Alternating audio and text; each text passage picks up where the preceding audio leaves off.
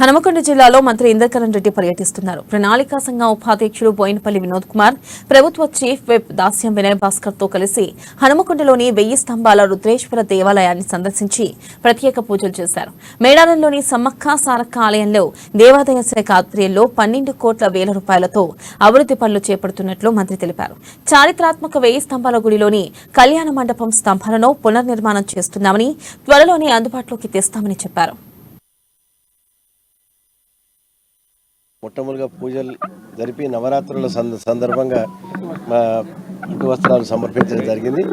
దాంతోపాటు భద్రకాళి అమ్మవారి దర్శనం చేసుకొని డీసీ ఎండోమెంట్ డిపార్ట్మెంట్ ఆధ్వర్యంలో ఇక్కడ ఆఫీస్ ప్రారంభోత్సవం చేసుకోవడం జరుగుతుంది. దాని తర్వాత మధ్యాహ్నము అక్కడ సమ్మక్క సారలమ్మ ఎక్కడైతే ఉందో మేడారంలో అక్కడ పర్మనెంట్ స్ట్రక్చర్స్ ఎండోమెంట్ డిపార్ట్మెంట్ ఆధ్వర్యంలో ఒక 12 కోట్ల రూపాయలతోని డార్మెంటరీ కానీ రూమ్స్ కానీ గౌరవ ముఖ్యమంత్రి గారు వచ్చినప్పుడు అక్కడ స్టే చేయడానికి కానీ మరి అక్కడ డైనింగ్ హాల్ కానీ ఇవన్నీ ఏం లేవు. కేవలం పోలీసు నిర్మాణం చేసిన షెడ్ల మధ్యనే వాళ్ళు భోజనం చేయడం కానీ అక్కడ ఉండడం కానీ జరుగుతూ ఉండే. దానికోసం పర్మనెంట్గా, ఎందుకంటే భక్తులు కూడా విపరీతంగా పెరిగిపోయారు సమ్మక్క సారలమ్మ దగ్గర, దానికి పర్మనెంట్